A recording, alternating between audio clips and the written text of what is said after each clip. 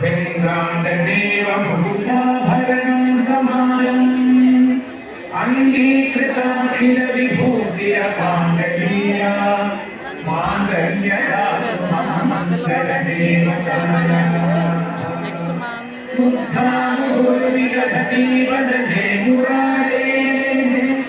प्रेमस्त्रकाकणिकानि कटायतानि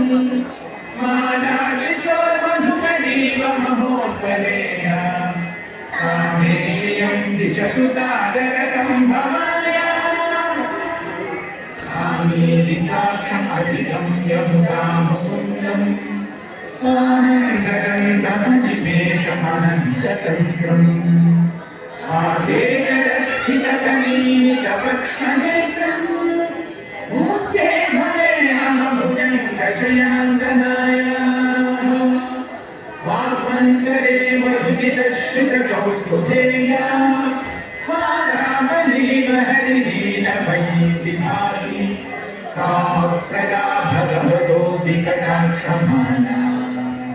कल्याणमावगतु मे कमलालयायाः कालामुदालिलहितो रसिकैकभागे धाराधरे स्फुरति यातडिदङ्गनेव मातुस्त्वमस्तजगतां महनीयमूर्तिः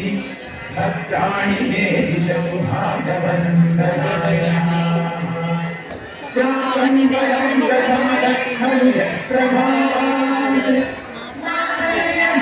मधुमाचिनि सम्भतेन मय्यापदेशकलितं मन्दारसं च मकरालयसंज्ञकाय विश्वामरेन्द्रपदविद्धमदानदक्षम् आनन्दवेदुरहितं मुरवित्तिशोऽपि ईशन्निशीलसमीक्षणार्थम् इन्दीररोदरसहोदरविन्द्यायाः निष्ठाविशिष्टमतयोऽपि ययातया जगृष्ट्या निमिष्टवपदं सुलभं लभन्ते दृष्टिप्रहृष्टकमलोदरदृष्टिनिष्ठाम् दृष्टिं कृशिष्टमः पुष्करविस्तरायाः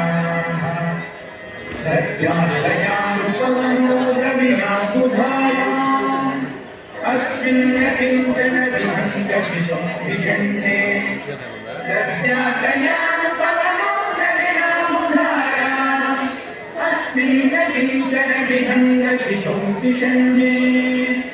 दुष्कर्म धर्ममवनीय चिराय दूरम् नारायणं प्रणयिनीनयनामुपाहः गीते वदेति गरुडध्वजशृङ्गरीति शाकम्भरीति शशिशेखरवल्लभेति सृष्टिस्थितिप्रलयवेदिषु संस्थितायै तस्यैरवस्त्रिभुवनैकपुरोत्तरुण्यै तुस्यै नमोऽस्तु शुभकर्मफलप्रसूत्यै यस्यै नमोऽस्तु रमणीयगुणाप्रकारै शक्त्यै नमोऽस्तु शतपत्रनिकेतनायै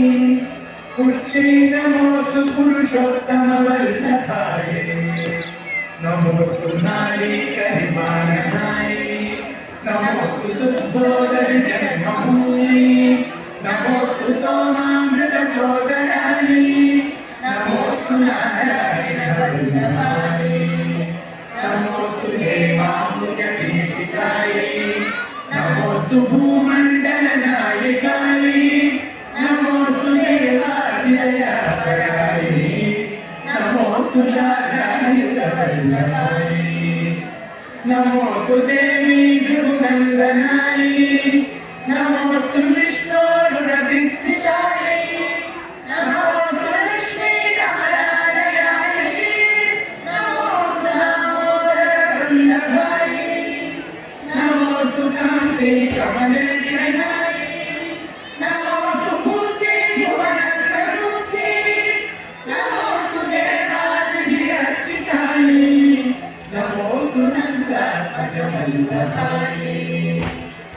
संपत्कराणि सकलेन्द्रियनन्दनानि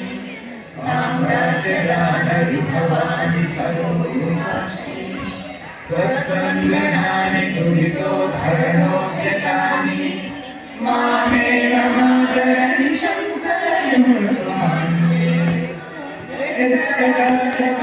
शङ्करमुपासनाविधिः सेवकस्य सकलार्थसम्पदः मन्त्रमूर्तिमजनाङ्गमानसेहि त्वां पुराणयदेश्वरीं भजे सरसिजनिलये सरोजहस्ते भवतमां सुगन्धमाल्यशोभे भगवति हरिवल्लभे मनोजे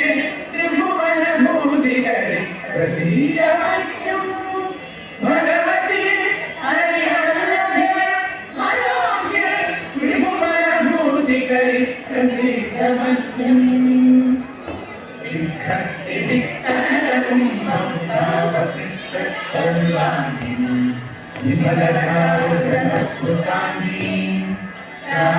नमामि जगताञ्जलिः अशेषरोगाधिनाथनिधिः अमराधिपुत्रीः समरे कमलाशवल्लभे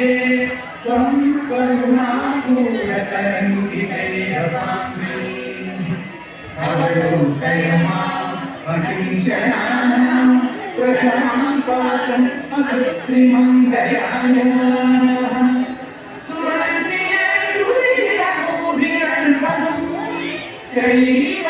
त्रिभुवनमातरं भ्रमाम् पुराधिका पुनर्भाग्यभागिनः भावन्ति ते भुवि प्रभाविताशयाः ఇలా తొందర అయిపోయి వాళ్ళు అయిపోయినప్పుడు వచ్చారు